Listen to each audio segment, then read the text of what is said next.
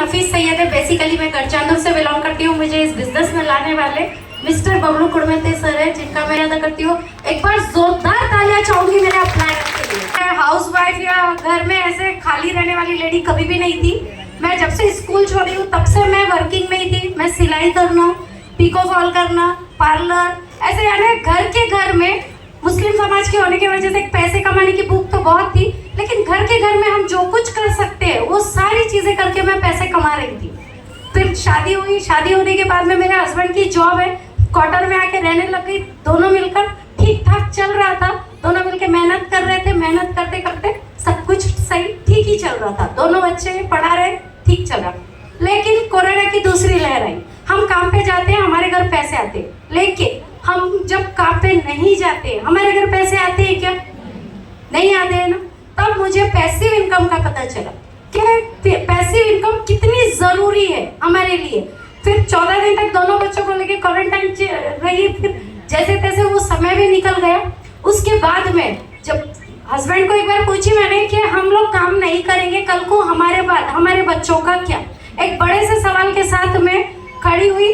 उसके बाद जैसे ऐसे लगा कि घर के घर में रहने से कुछ नहीं होने वाला है, हमको बाहर जाके कुछ करने की जरूरत है। लेकिन बाहर जाने की हमारे यहाँ परमिशन नहीं रहती है।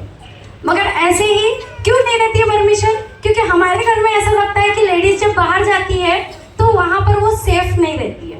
सही बात है। हमारे भी घर में ऐसे ही लोग थे कि लेडीज को हम बाहर भेजते हैं पैसे कमाने के लिए तो वो सेफ नहीं रहती। लेकिन बबलू सर की मदद से एक आरटीपी में गई। वहां पर खुले आसमान के नीचे रात के 2 बजे हजारों मर्दों के नीचे अपने आप को सेफ महसूस किया। तब डिसाइड किया कि मुझे यह बिजनेस करना है।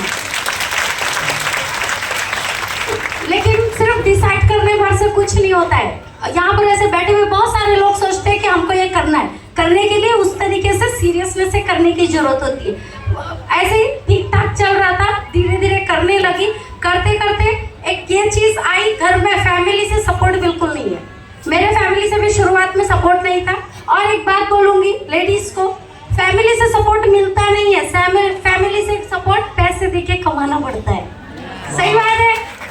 इसीलिए बोल रही हूँ कि फिर जैसे जैसे ये बिजनेस को शुरू किया, शुरू करने के बाद मेरी सबसे पहली प्रॉब्लम तो मेरा अपलाइनर ही था। क्योंकि मेरा अपलाइनर जेंट्स है और मैं लेडीज हमारे यहाँ जेंट्स की गाड़ी में नहीं बैठती।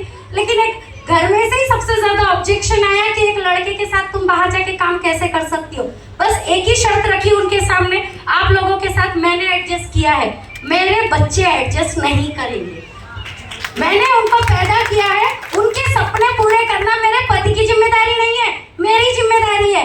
यही एक सवाल मेरे घर वालों के सामने रखी और वहां से फिर ये बिजनेस को सीरियसनेस से करते करते अभी देखो 3 साल हो चुके हैं मुझे ये बिजनेस करते हुए। और ये सचमुच में बिजनेस सपने पूरे करने वाला है। और यही बिजनेस के साथ में मैंने अपने ढेर सारे सपने पूरे किए हुए।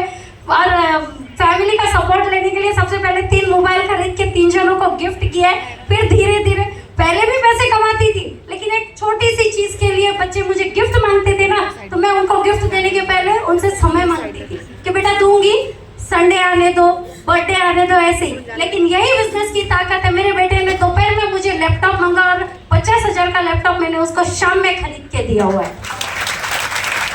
लैपटॉप लेने के बाद में हस्बैंड का सपोर्ट अपने आप आ गया। और जब हस्बैंड का सपोर्ट आने लगा, वहां से 3 साल में ये बिजनेस बहुत अच्छे से ग्रोथ करके अभी नहीं भी बोले तो सारे सपने पूरे हो रहे।